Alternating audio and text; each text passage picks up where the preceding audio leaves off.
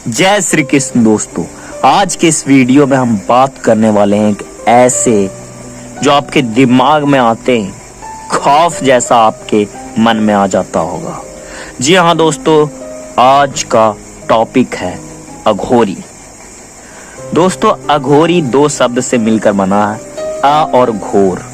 घोर का अर्थ होता है कठिन और उसमें अ लग जाए यानी कि वो कठिन नहीं है, यानी अत्यंत सरल है। दोस्तों, अघोरियों के बारे में कई सारे र्यूमर्स फैलाए जा रहे हैं, जैसे कि वो मुर्दे का मांस खाते हैं। दोस्तों, अब इन सारी चीजों में कितनी सच्चाई है ये तो नहीं जानते, लेकिन रिसर्च से जो भी अघोरियों के बारे में पता चला है उसके बारे में मैं आज की इस वीडियो में बात करने वाला हूँ, तो बने रहें इस वीडियो में अंत तक। दोस्तों, अघोरी जिसे भगवान शिव का बहुत बड़ा भक्त भी कहा जाता है। दोस्तों, साधनाएं दो तरह की होती हैं, एक सात्विक और एक तामसिक।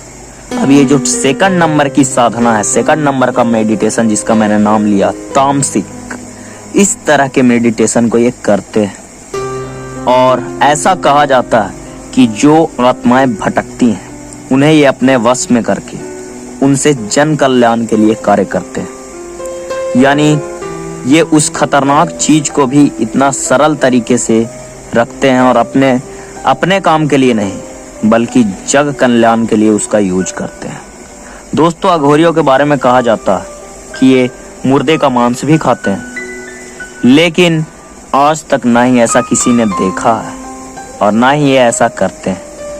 दोस्तों, हाँ, साधनाओं के दौरान ऐसी शक्तियां जो अत्यंत प्रबल होती हैं, जैसे कि ये तामसिक शक्तियों का पूजन करते हैं, जैसे माँ काली, काल भैरव इत्यादि, और शमशान काली के भी। तो ये तामसिक साधनाएं करते हैं, जिससे तामसिक शक्तियों को अपने वश में करने के लिए कई ऐसी चीजें भी करनी पड़ती हैं, लेकिन जरूरी नहीं कि वो मुर्दे का मांस खाएं।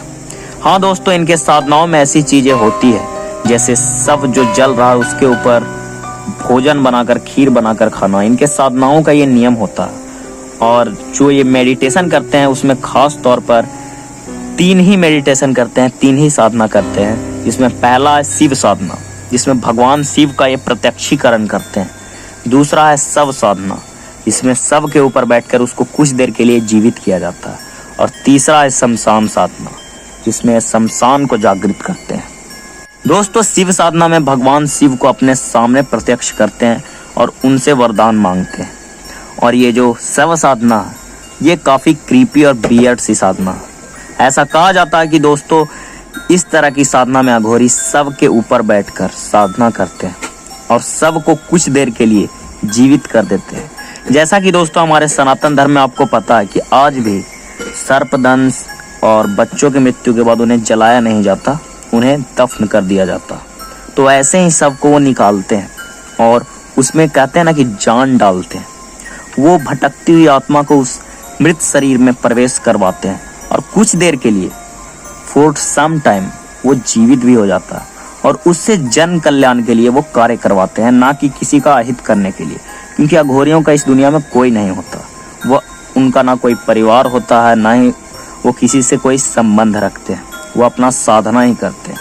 दोस्तों, कुंभ के मेले में आप अघोरियों से मिल सकते हैं, उनसे चीजें पूछ सकते हैं। लोग उन्हें देखकर डरते हैं। दोस्तों, जो रियल अघोरी होते हैं, जो रियल हैं, वो दुनिया से काफी कम ही कंसल्ट रखते हैं। वो केवल भोजन के लिए भिक्षा वगैरह मांग सकते हैं। लेकिन दोस्तों, अघोरी कई ऐसे साधना भी कर लेते हैं जिससे उन्हें खाने के लिए किसी से मांगने की जरूरत नहीं है, वो शक्ति ही भोजन ला कर देती है। और दोस्तों, अघोरी के गुरु को बाबा कीनाराम भी कहा जाता है, क्योंकि ऐसा कहा जाता है कि अघोरियों का सबसे पहला जो पंथ है वो उन्होंने बनाया था, बाबा कीनाराम। और दोस्तों, ये तामसिक साधनाएं करते हैं। आपने जितने भी तामसिक साधनाएं सुनी है, जैसे भूत साधना, यक्षिणी साधना, ये सारी चीजें ये करते हैं। और शराब इत्यादि का ये भी सेवन करते हैं, लेकिन ये केवल उनके लिए है जो शमशान में साधना करते हैं, यानी अघोरी। ये गृहस्थ लोगों के लिए नहीं है। दोस्तों, आपको कई तांत्रिक लोग भी डराते होंगे, काले कपड़े, काले वस्त्र पहनकर लगता है कि वो अघोरी हैं, परंतु ऐसा नहीं है। वो अलग होते हैं, वो केवल डराते हैं, लेकिन ऐसा नहीं है। अघोरी किसी को नहीं डराते, वो अत्यंत सरल, बिल्कुल सिंपल रहते हैं, भले ही उनके पास ब्रह्मांड की सारी शक्ति क्यों ना हो। दोस्तों, अगर आपने इस वीडियो पर अच्छा रिस्पॉन्स दिया तो पार्ट 2 भी आएगा अघोरी का। तो दोस्तों, जय श्री कृष्ण।